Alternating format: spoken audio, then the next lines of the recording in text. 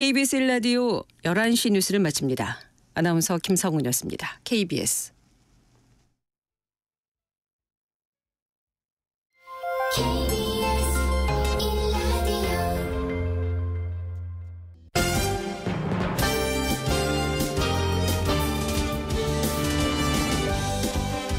KBS 1라디오 신성원의 오늘 세계는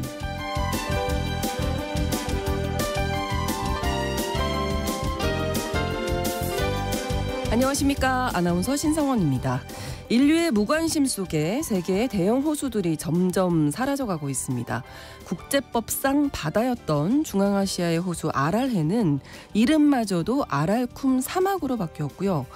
해발 3,700m 안데스 고원 위에 있는 푸포 호수도 물이 바짝 말라버렸습니다. 그런가 하면 핑크빛 호수로 유명한 호주의 에어호 역시 소금 사막이 되어가고 있다고 하는데요. 급격한 기후변화와 무분별한 수자원 사용으로 호수가 사라지고 있는 겁니다. 멕시코에서는 이런 재앙을 막고 호수를 지키려고 노력하는 원주민들이 있다고 하는데요. 글로벌 이슈 시간 잠시 후 구정은의 수상한 GPS에서 자세한 이야기 전해드리겠습니다.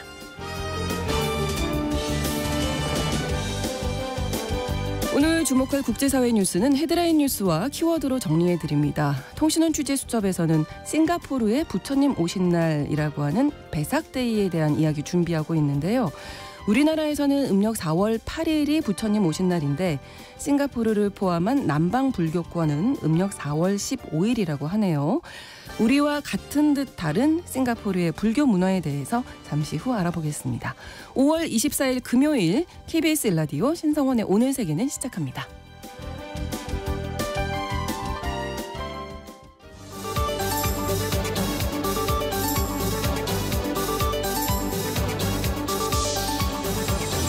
오늘 세계는 헤드라인 뉴스. 중국이 대만을 포위하는 대규모 군사훈련을 실시했습니다. 중국 인민해방군 동부정부는 23일 오전 7시 45분 대만 해협, 대만, 북남 동부, 진먼다오 섬 등에서 합동훈련을 시작했다고 밝혔습니다. 인민해방군 동부정부는 대만을 관할합니다.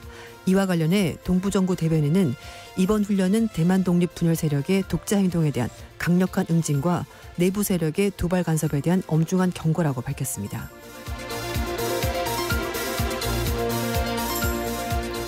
미 중앙정보국 CIA 국장이 유럽을 방문할 예정입니다. 윌리엄 번스 미 중앙정보국장이 조만간에 유럽을 방문해서 다비드 마르니아 이스라엘 모사드 국장, 무하마드 빈 압둘라흐만 알사니 카타르 총리 등을 만나서 휴전협상 재개 문제 등을 논의할 예정이라고 미국의 인터넷 매체 악시오스가 23일 보도했습니다. 앞서 이스라엘 전시내각은 휴전협상팀의 활동 재개를 승인하고 하마스와 협상을 되살리기 위한 새로운 협상 지침도 만장일치로 채택했습니다. 미국의 바이든 정부는 그동안 이스라엘과 하마스 간의 인질 협상과 가자 지구에 대한 인도적 지원 확대 등을 포함한 휴전 협상을 성사시키기 위해서 공을 들여왔습니다. 기시다 후미오 일본 총리가 한일중 정상회담에 대한 기대감을 밝혔습니다. 기시다 총리는 4년 만에 개최되는 한일중 정상회담에 대해서 많은 도전에 직면한 아시아 지역의 평화, 번영을 위해서 협력을 쌓아가는 계기가 되기를 바란다고 말했습니다.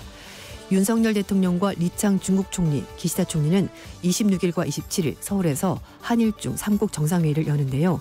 2019년 12월 중국 청두 이후 4년 5개월 만입니다. 윤 대통령은 한중, 한일 정상회담도 별도로 가질 예정입니다. 3국 정상은 이번 회담을 통해서 인적 교류와 경제 통상 협력 등 6대 중점 협력 분야에 관련한 공동선언문을 발표할 계획입니다.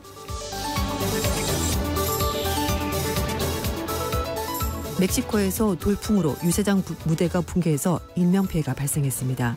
현지 시각으로 22일 누에보에론주에서 시민운동당 유세 중에서 대형 무대 시설이 갑작스러운 돌풍에 붕괴했습니다. 이 사고로 어린이 1명을 포함해서 최소 9명이 숨지고 당시 무대에 있었던 호르헤 알바레스, 마이네스 시민운동당 대선 후보를 포함해서 121명이 다친 것으로 파악됐습니다. 다음 달 치러질 대선과 총선 앞두고 발생한 이번 사고와 관련해 시민운동당은 남은 유세 기간 동안에 대규모 정치 행사를 취소한다고 밝혔는데요. 멕시코에서는 다음 달 2일 대선과 총선, 지방선거가 동시에 치러집니다.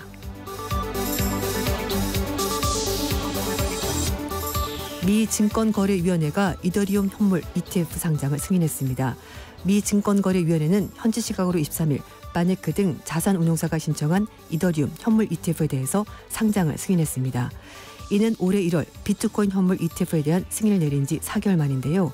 비트코인을 제외한 알트코인으로는 이더리움이 처음으로 현물 ETF에 들어가게 됐습니다.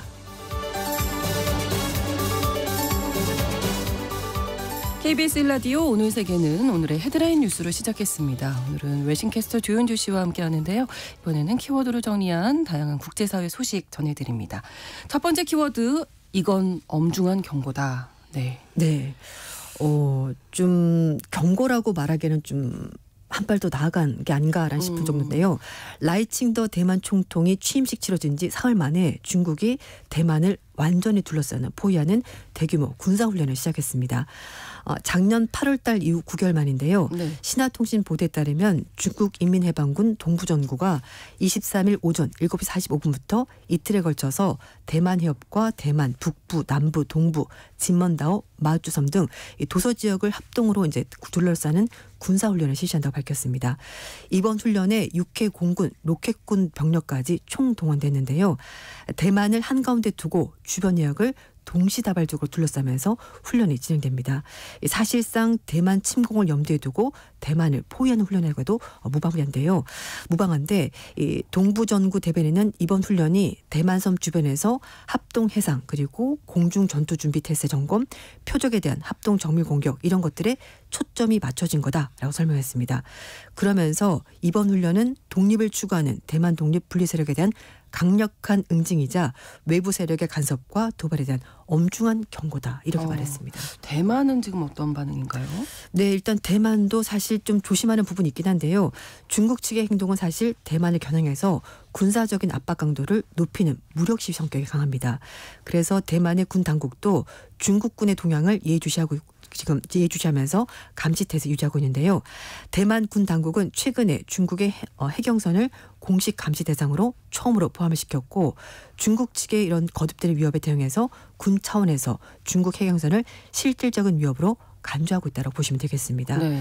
대만 국방부도 지역 평화, 안정을 훼손하는 비이성적인 도발이라고 중국군의 훈련을 규정을 했고요. 자유, 민주주의 보호하는 대만의 주권을 수호하기 위해서 당국이 해군, 공군, 지상군을 파견했다 이렇게 설명했습니다. 이런 가운데 미국과 유럽도 중국의 군사훈련에 대해서 영내 긴장을 고조시킨 행위라면서 자제를 촉구했습니다. 미국의 인도태평양 사령부 부사령관은 비정상의 정상화가 지금 일어나고 있다고 규정을 하면서 대만과 중국 간의 갈등은 피할 수도 있고 결론이 예견된 것이 아니기 때문에 충분히 피할 수 있다 이렇게 설명했습니다. 이런 가운데 라이 총통이 취임식 연설에서 독립은 직접 언급하지 않았습니다만 중국과 대만의 관계에 대해서 주권을 포함한 현상 유지가 꼭 필요하다 입장 밝혔는데요. 하지만 중국 측은 대만의 이런 얘기가 결국은 독립을 의미한다면서 강력하게 반발하고 있습니다. 네. 자, 다음 키워드, 내가 왕이 될 상인가라고 정하셨네요. 네. 이란에서 최근에 라이시 대통령이 헬기 사고로 이제 사망을 했는데요. 이렇게 사망하자 최고 지도자 알리 하메네이 둘째 아들인 모츠타바 하메네이가 마쿠에서 정계 재편에 굉장히 중요한 역할을 할 거다 이렇게 전망이 나왔습니다. 네. 미국의 월스트리트저널은 다음 달 있을 대통령 보궐선거 그리고 차기 최고 지도자 지목 과정에서 핵심적인 역할을 할 거라고 보인다고 보도를 하고 있는데요. 네. 모즈타바는 이란 정부에서 공식적인 직책은 없습니다만 혁명수비대 산하에 있는 준군사조직 바시지의 배후에서 막대한 영향을 행사하는 인물이기 때문에 지금까지는 베일에 가려져 있었습니다만 이제 좀 전면적으로 등장을 할 거다라는 얘기가 나오고 있습니다. 일단 아버지가 이란의 최고 지도자인데 네. 어떤 인물인지 궁금합니다. 중국에서도 태자당이라고 있습니다. 이제 아버지가 국가에서 굉장히 혁혁한 공을 세운 그 자제들이 중국 정부에서 요직을 맡는 그런 걸 말하는 건데 소위 말해서 금수저 이렇게 봐도 되는데요. 네. 1969년 이슬람 시아파 주요 성지인 마슈하드에서 태어난 모스타바는 아버지가 이 팔레비 왕조의 반기를 들고 왕정을 무너뜨리는 이슬람 혁명의 주요 역할을 했던 사람이고 그걸 실제로 보면서 컸기 때문에 권력이 어떤 것인지 잘 보고 자랐습니다. 네. 1980년대 군에 입대해서 이라크와의 전쟁에 직접 참전했었고요. 이때 훗날 혁명수비대 고위 간부들과 이제 친분을 쌓으면서 힘을 키워왔습니다.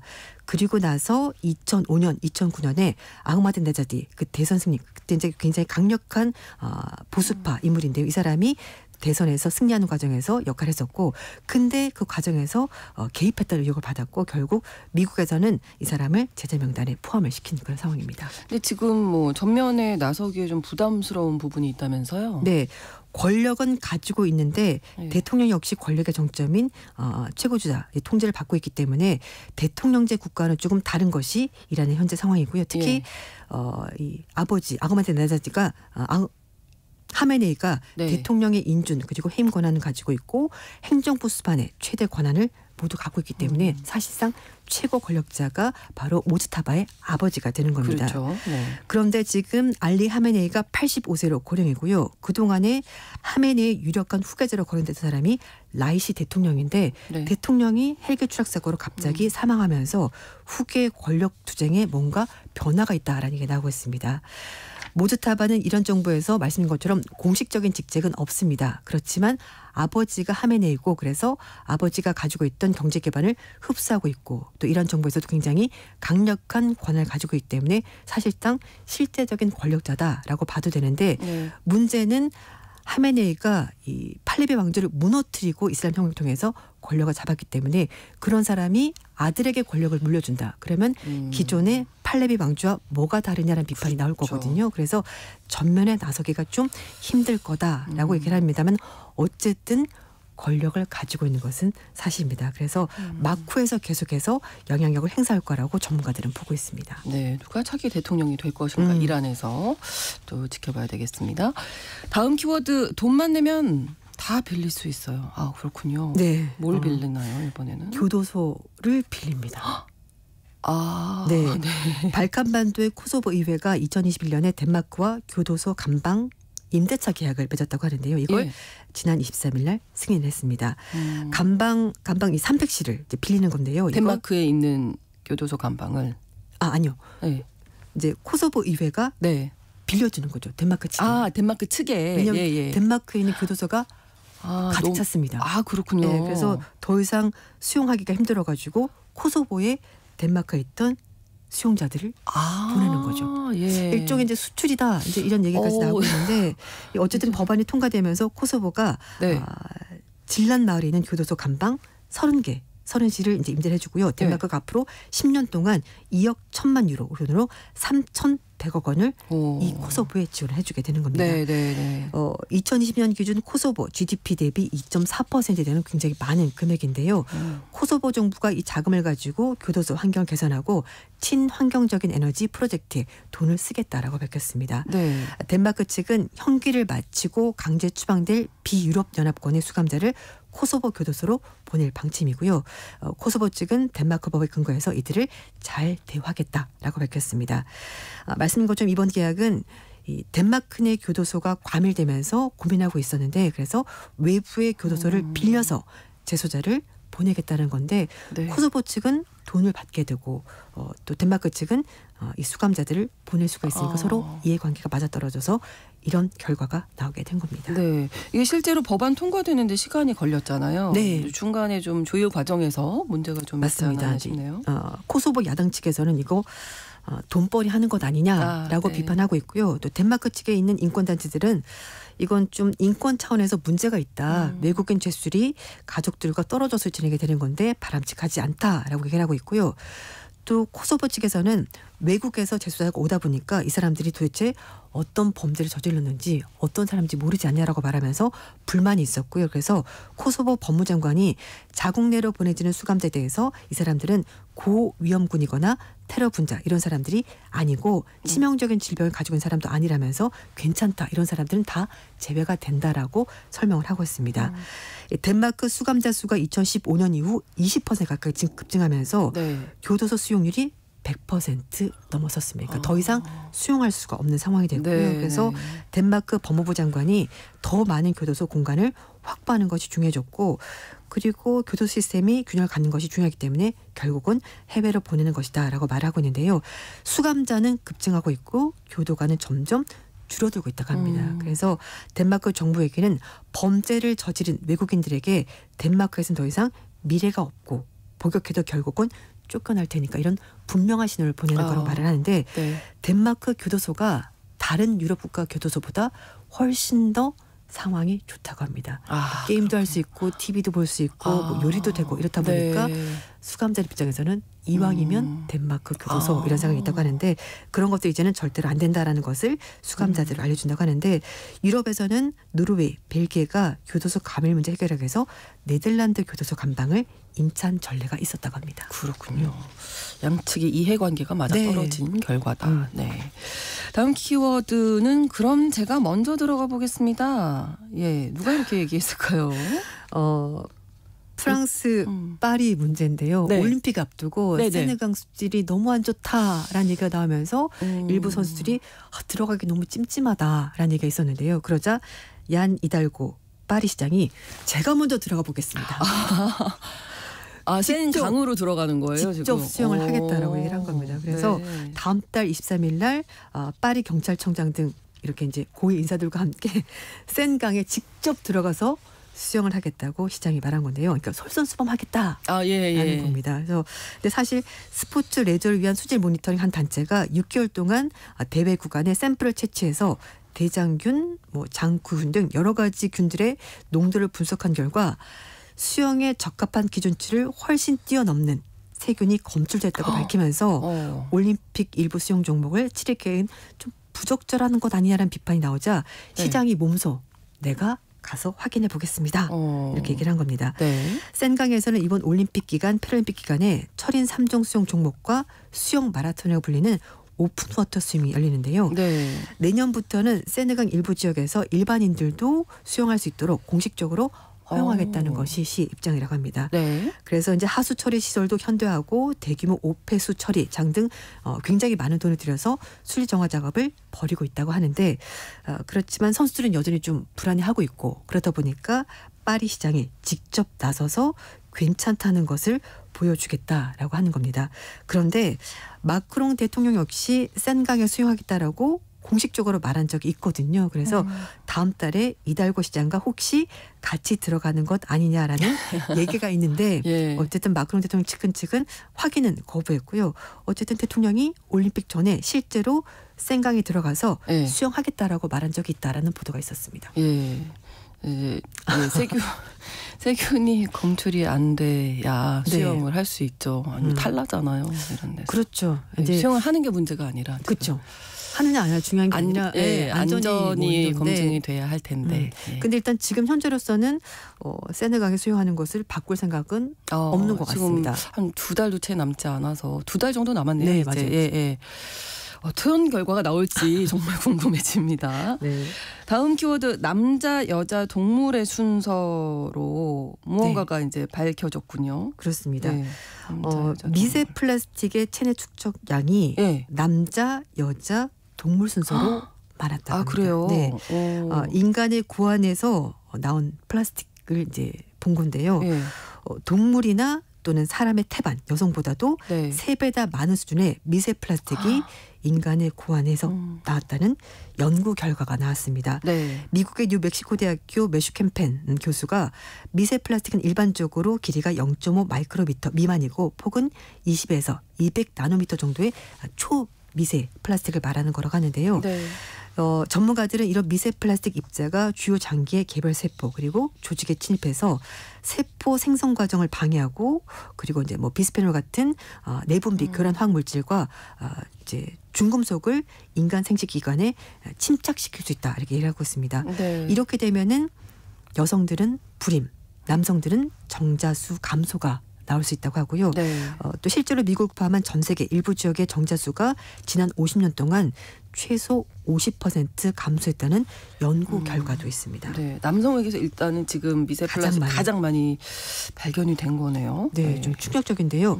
연구진이 16세부터 88세까지의 숨진 사람들의 그 시체 고안에서 발견된 미세 플라스틱과 그리고 개의 고안에서 발견된 미세 플라스틱 서로 비교를 해봤더니 네. 인간의 고안에서 나온 것이 종류도 많고 이제 그 양도 3배나 많았던 겁니다. 근데 연구진은 개들이 사실 좀 아무거나 먹는 경향이 있거든요. 그런 걸 감안한다고 하더라도 이렇게 인체에서 벌어지는 일을 봤더니 너무나 충격적이고 심각하다 이렇게 말했다고 합니다. 연구진은 나이 든 남성의 고안에서 플라스틱 파편이 더 많이 나왔을 것이다. 왜냐하면 살았던 기간이 기니까요. 기대했는데 그렇지 않았다고 합니다. 특히 20세에서 45세 그러니까 젊은 남성들에게서 네. 플라스틱 수치가 더 많이 나오는데 이걸 보면은 어쩌면 인체가 플라스틱을 제거하는 능력이 있는 것 아닐까라고 추정해 볼 수 있다고 하는데요. 교수는 우리가 노출되는 플라스틱의 수가 10년에서 15년마다 2배나 증가하는 것을 감안해 봤었을 때 앞으로 30년 후에 어떤 일이 벌어질지 아직은 아무도 모른다 이렇게 말했습니다. 이 교수는 고안인 플라스틱 수치가 태반에서 본 것보다 3배나 많았는데 태반은 사실 여성들이 출산하게 되면 몸 밖으로 나가거든요. 네. 그런 거 감안했었을 때 좀 더 추가적으로 연구할 필요가 있다 이렇게 조언했습니다. 네, 미세 플라스틱이 요즘에 정말 근데 사실 우리가 걱정됩니다. 플라스틱을 매일 일상에서 쓰기 때문에 많이 쓰죠. 네. 그래서 좀 걱정스러운 연구 결과이긴 합니다. 그렇습니다. 자, 다음 키워드는 먼저 퇴근하라라는 말이 갑질이라고 하셨어요. 네. 먼저 퇴근하라 그러면 좋을 것 같은데. 전 바로 쌩하고 갈 것 같은데. 아닌가 보죠? 네, 아니라고 합니다. 요즘 일본에서 갑질과 관련된 여러 단어가 있습니다. 얼마 전에 이제 전 캐스터가 소개해준 얘기 중에 뭐 스메하라, 그러니까 냄새 전주현 때문에 캐스터가 좀 뭐 이제 냄새 때문에 괴로운 거 이제 이런 얘기도 있고 그리고 또 하나는 뭐 파워하라, 이제 뭐 쿠세하라, 뭐 성희롱 여러 가지 갑질들이 있는데 이번에는 화이트 허레스먼트라고 해서 이제 직장에서 사실은 이게 착한 갑질 이런 말이 되는 건데 이게 착하지만 알고 봤더니 착한 갑질이 아니다라는 의미가 되는 건데요. 말씀하신 것처럼 직장 후배에게 먼저 퇴근해. 퇴근할 시간이야 가도 돼. 아니면 너무 열심히 일하도 돼. 이렇게 말하는 게 사실상 업무 부담을 덜어주려는 상사의 배려다라고 하는데 이게 그렇지 않을 수가 있다는 건데요. 오히려 후배들에게 직장에서 성장할 기회를 빼앗을 수 있다. 이런 의미로 되기 때문에 이것도 일종의 갑질이다. 이렇게 되는 겁니다. 그것도 갑질일 수 있다. 이 얘기는 일본에서 방영된 한 드라마가 논란이 된 거라고 하는데요. 퇴근 시간에 후배에게 먼저 가라라고 말했는데 이게 아니야. 그건 먼저 가라고 말한 것이 결국은 후배가 성장할 기회를 빼앗는 거다. 일종의 갑질이다. 이렇게 논란이 된 겁니다. 네. 소통하기도 어렵겠네요. 말하는 게 조심스럽죠. 그래서 이제 배려해서 말해준 건데 그걸 곡해한 것 아니냐라는 얘기도 있고 아니다. 내가 성장할 기회를 선배가 빼앗는 거다. 이렇게 두 가지 해석이 나오면서 일본에서 요즘 여러 가지 갑질 얘기가 나오고 있습니다. 여러분은 어떻게 생각하실지 궁금하네요. 저는 그냥 호의로 받아들일 것 같습니다. 저도요. 헤드라인 뉴스와 키워드까지 매신캐스터 조윤주 씨와 함께했습니다. 오늘 고맙습니다. 네, 감사합니다. KBS 1라디오 신성훈의 오늘 세계는 1부 마무리하겠습니다. 11시 30분부터 일부 지역에서 해당 지역 방송 보내드리고요. 노래 Without You, 해리 닐슨의 노래 함께 듣겠습니다.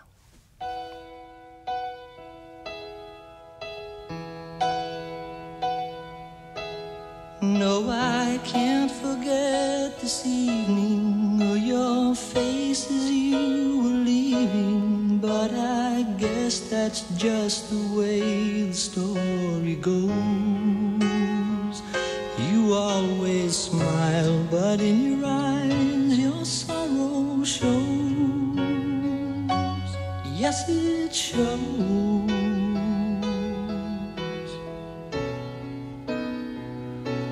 No, I can't forget tomorrow when I think of all my sorrow. Well, I had you there, but then I let you go.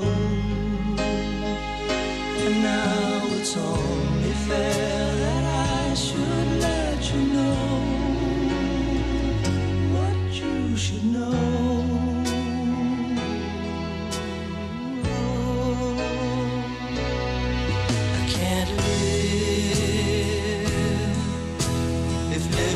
Without you, I can't live.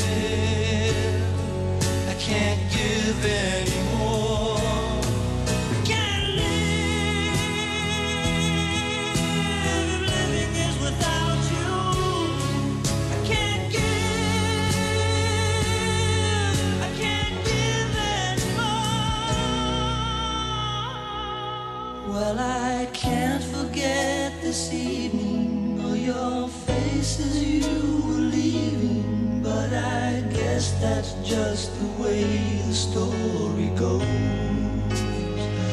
You always smile, but in your eyes your sorrow shows. Yes, it shows.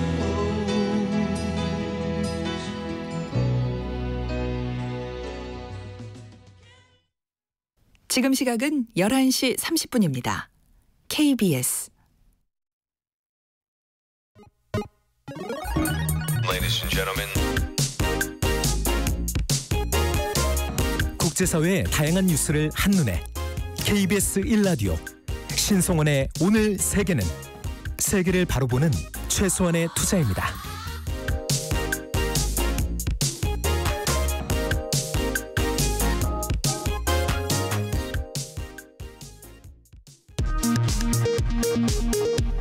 이 시각 라디오 정보센터 뉴스입니다. 유엔 안전보장 이사회 제재를 위반해 북한과 러시아 간 무기 거래 등에 관여한 북한인 7명과 러시아 선박 2척을 외교부가 추가 독자 제재 대상으로 발표했습니다. 이재명 더불어민주당 대표는 독일 베를린 시장이 평화의 소녀상 철거 가능성을 시사한 데에 강한 유감을 표한다면서 일본 정부의 압박으로 소녀상을 철거하려 하는데도 우리 외교부는 수수방관하고 있다고 비판했습니다.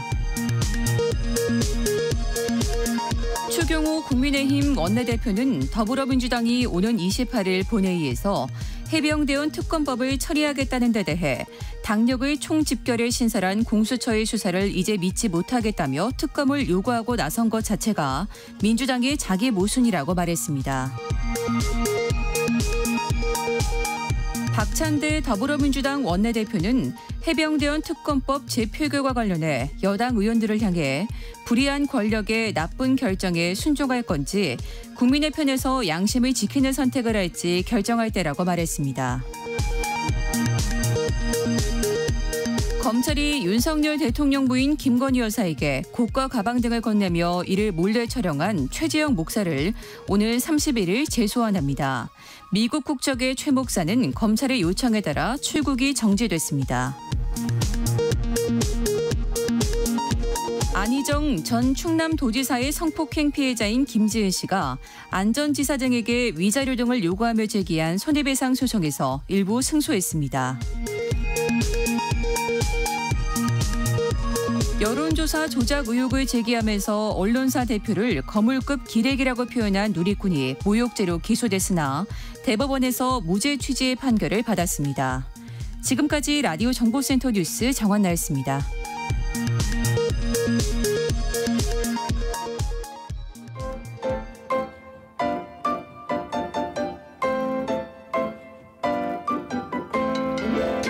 통신원 취재 수첩.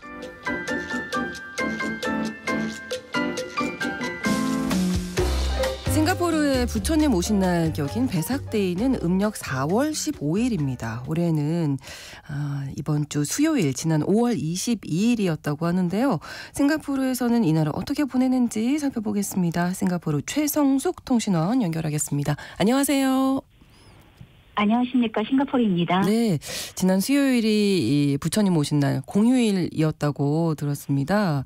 한국하고 근데 날짜가 다르네요. 한국에서는 지난주 수요일이었거든요. 네, 싱가포르는 처음부터 말씀을 드리자면요, 네. 중국계, 말레이계, 인도계 등 다민족 다문화 국가입니다.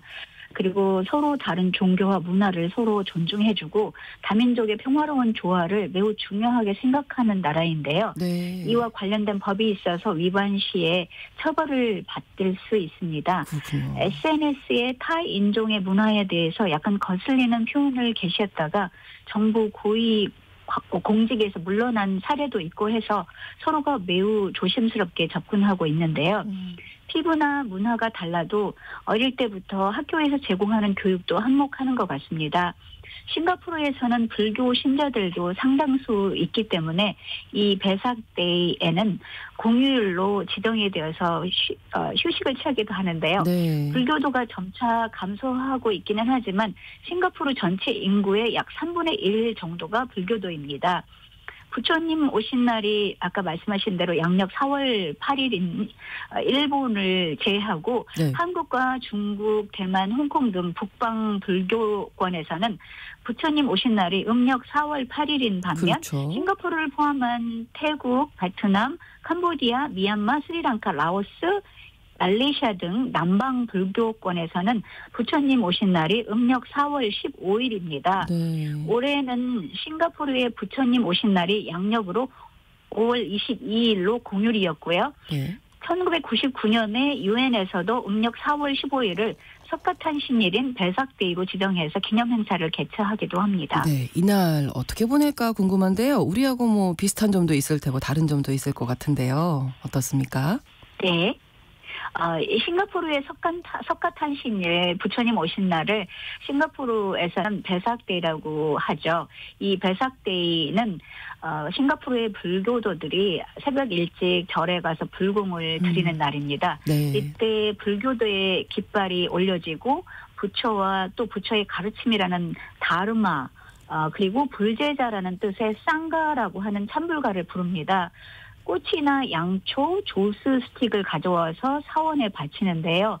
양초와 불을 붙여서 피우는 가느다란 막대 모양의 조스 스틱은 불에 서서히 타버리고 꽃은 시간이 지나 시들기 때문에 네. 삶이 덧없고 일시적이면서 모든 것이 썩어 결국 사라진다는 사실을 환기시켜 주기 위해서라고 합니다. 이날의 남은 시간은 선행을 실행을 하면서 보내는데 불교 신자들은 이 배삭데이에 좋은 일을 하고 선을 베풀면 네. 공덕이 몇 배로 늘어난다고 믿기 때문에 사원에서 불공을 드리고 또 채식으로만 식사를 나눠 먹으며 아기 부처상을 목욕시키는 의식을 합니다. 병원에서 단체 헌혈을 하기도 하고요. 네. 독거노인 가정을 방문을 하거나 부유한 사람들에게 선물을 전달하기도 합니다. 불교 신자들의 해방을 상징한다고 해서 세상에서 키우던 새를 자연에 풀어주고 자라를 싱가포르 강에 방생해줍니다. 네. 또한 반야심경이라고 하는 짧은 경전의 마지막 주문인 만트라를 외우면서 하루를 보내기도 합니다. 네. 부처님 오신 날 이 한국에서는 대규모 연등 행사가 열리는데요. 싱가포르에서는 이런 어떤 특별한 이벤트, 행사 같은 게 있을까요? 네. 부처님 오신 날에는 이곳 불교도인들이 부처상의 불을 밝히고 거리 촛불 행진으로 하루 일정을 마칩니다. 네. 브라이트 힐 로드라고 하는 곳에 있는 콩맹산 포카시 수도원으로 가서 촛불 행렬을 구경할 수가 있는데요. 이 콩맹산 포카시 수도원에서 2시간에 걸쳐 3보 1배 의식을 치르는 신도들을 볼 수 있습니다. 양 무릎을 꿇고 세 걸음을 걸을 때마다 1배 한 번 절을 하면서 세계 평화와 개인들의 축복 그리고 자기 반성하는 의식을 행한다고 합니다. 그리고 부처님 오신 날에 가장 눈에 띄는 의식으로 불상 목욕이 있습니다. 불교도들이 중앙에 높이 놓여 있는 작은 아기 부처상을 두고 화환으로 장식된 대야나 웅덩이 주변으로 모이는데요. 국자로 대야에 물을 떠서 불상 위로 부으면서 그 어린 왕자였던 석가모니 탄생 직후 9마리의 용이 뿌리는 물을 맞았다는 전설을 회상하는 의식이라고 합니다. 네, 뭐 관광 명소인 불교 사원도 있다고 들었네. 차이나타운에요. 많은 뭐 일반인 관광객들까지 모였을 것 같습니다. 배삭데이는 특별히 또 많이 붐비겠는데요? 네, 그렇습니다. 싱가포르에서 가장 규모가 큰 불교 사원으로 그 차이나타운 지역에 있는 이 불아사라고 하는 곳인데요. 네. 배삭데이에 종교 행사로 바빴고 불교도들이 많이 찾았습니다. 이곳은 부처의 치아를 보관하고 있어서 전 세계 불교 신자들뿐만 아니라 수많은 방문객들 그리고 관광객들이 찾는 특별한 곳인데요. 네. 불아사의 화려한 내부 장식에는 눈이 휘둥그레질 정도입니다. 당나라 건축물의 다양한 요소에 기반해서 2007년에 한화로 환산해서 760억 원 정도의 자금을 들여서 건축이 되었습니다.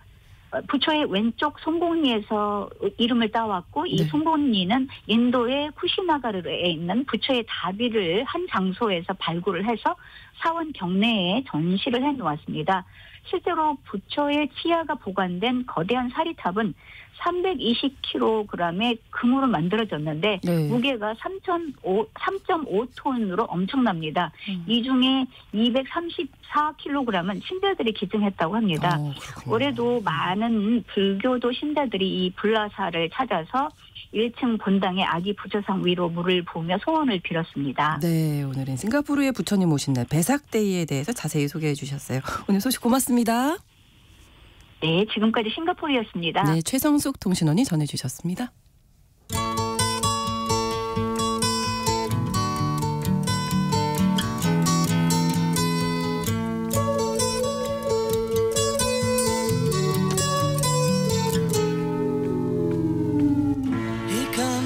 이 넓은 지구촌의 한 지역 또 한 장소를 중심으로 우리가 주목해야 할 이야기를 전해드리는 글로벌 이슈 구정은의 수상한 GPS 시작하겠습니다. 오늘도 구정은 국제전문기자와 함께합니다. 어서 오세요. 안녕하세요. 자, 오늘은 멕시코의 한 호수에서 이야기를 출발하신다고요. 이 호수의 물을 농민들이 빼돌렸다고요. 네, 멕시코 서부에 미초아칸 주라는 지역이 있는데 네. 거기에 지라우엔이라는 호수가 있습니다.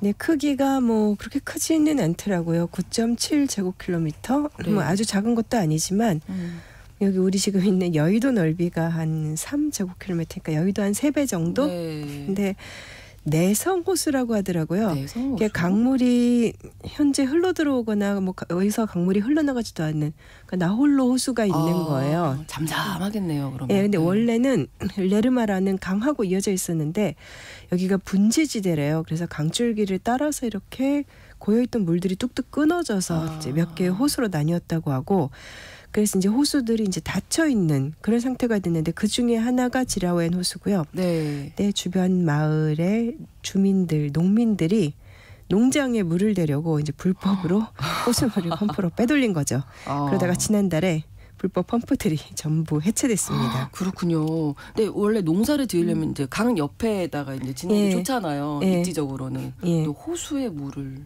이게 이럴 정도로.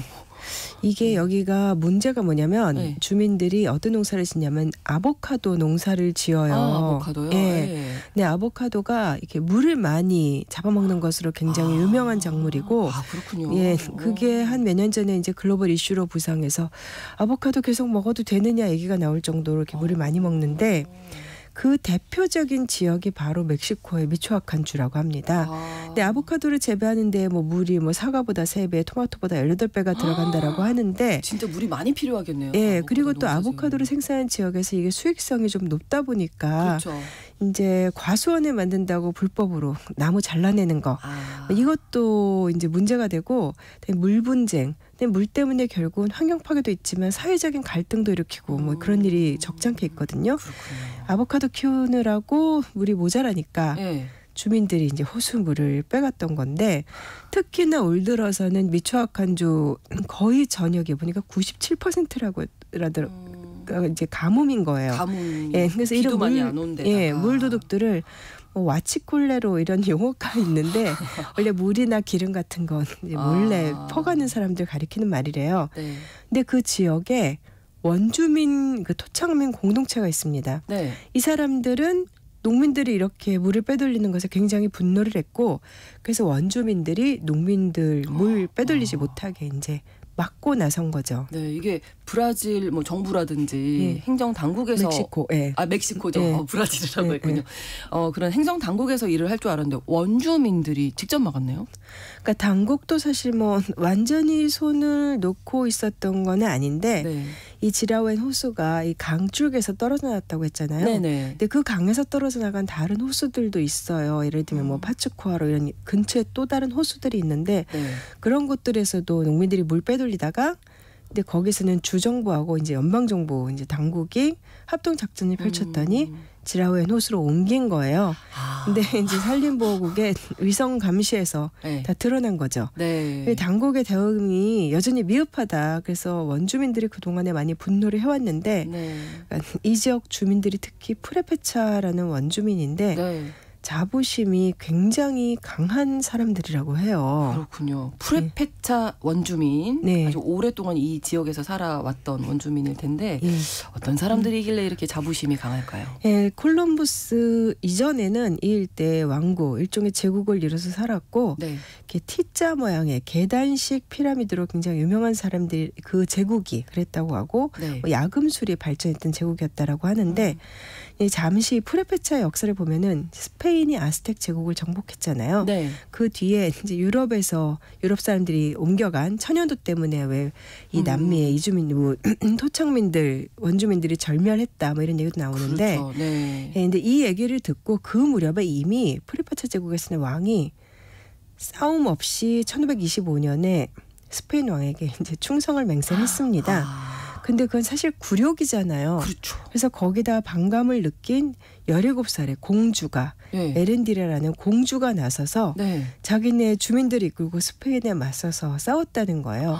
근데 결국은 뭐 패했죠. 그랬겠죠. 그리고 몇 년 네. 못 가서 스페인이 점령을 했는데 스페인 특히 점령한 사람이 스페인 정복자들 중에서도 이 프레페차를 점령한 사람이 굉장히 악명 높은 인물이어서 뭐 약탈하고 뭐 이미 항복한 국왕도 처벌하고 그 뒤로는 뭐 그 흔한 스페인 식민지들의 굉장히 처참한 스토리가 이어지죠. 그렇군요. 17살이라는 어린 나이에 에렌디라 공주가 정말 끝까지 저항하고 용감하게 주민들을 이제 이끌어줬는데 결과는 너무나 안타깝네요. 예, 그리고 나서 이제 세월을 훌쩍 뛰어넘어서 네. 이제 멕시코가 독립을 하고 1930년대에 대통령을 한 카르데나스라는 대통령이 있었어요. 네. 이 사람이 이 미초아칸 주지사 출신이었고 이때 멕시코 정치인들은 이미 스페인계 혼혈들이지만 토착화된 지 너무 오래돼서 아스텍에서 이 과거의 문화에서 역사 전통을 찾으려고 하는 움직임들이 많았었거든요. 근데 이 카르데나스 대통령은 아스텍보다 더 순수한 게 바로 프레페차다. 그래서 많이 부각을 시켰고 네. 이 과정에서 이 에렌디라 공주의 스토리가 일종의 신화가 된 거죠. 그러니까 그럴 그 수 뒤로 있겠네요. 그 어떤 영웅 같은 그렇죠. 구심점이 필요하니까. 예, 네. 그래서 프레페차 주민들이 그 이래로 뭐 예전도 그랬지만 엄청난 자부심을 갖고 살아왔는데 네. 근데 뭐 원주민이 지금 남은 사람 다 합해도 한 14만 명 정도? 근데 그래도 지금까지도 공동체를 만들어서 자치를 많이 하고 있고요. 네. 이 원주민들이 바로 다시 물 얘기로 돌아가서 네. 이 농민들 물 빼돌리는 호수를 거에 지키자. 항의가 많았고 네. 특히 또 물도 문제지만 이제 우기에는 화학 비료가 산을 타고 많이 흘러내려와서 호수로 들어가기도 하고 또 그것도 최근에는 문제네요. 네. 호수에서 또 어민들이 이 그렇게 크지도 않은 호수에서 모터보트 이용해서 이제 어업하고 그러니까 생태계를 많이 망치니까 이 지역에서 이제 오래 대대로 살아왔던 원주민 공동체가 우리 자연을 해친다. 그래서 여러 종류의 금지 운동을 벌여왔는데 네. 물 빼돌리기가 너무 심해지니까 이 공동체 원주민들의 최고위원회 같은 회의가 있대요. 회의를 해서 불법 펌프 해체하라 명령을 했고 이 원주민 여성들이 이렇게 이 남미의 원주민들 사이에 어머니 자연에 대한 그래서 여성 운동과 굉장히 많이 연결이 되어 있는데 여성들이 나서서 펌프 다 해체해버리고 물도둑질을 끝장을 냈던 거죠. 네. 예. 근데 이 호수뿐만 아니라 다른 호수에서도 뭐 소위 말하는 물 도둑질이 있었다고요. 뭐 상황이 정말 심각하네요. 그 파츠쿠아로라는 호수는 뭐 주변에 숲들도 다 잘려나가서 이제 뭐 그 아보카도 심느라고. 그러면 숲이 그 나무만 없어지는 게 아니라 토양이 침식이 돼버리는 거예요. 나무가 지켜주는 건데. 예. 여기가 이 파츠쿠아로라는 호수는 해발 2,000m에 있는데 여기가 사실은 지난달에 유튜브에 올라온 영상이 하나 있어서 멕시코에서 굉장히 이슈가 됐었어요.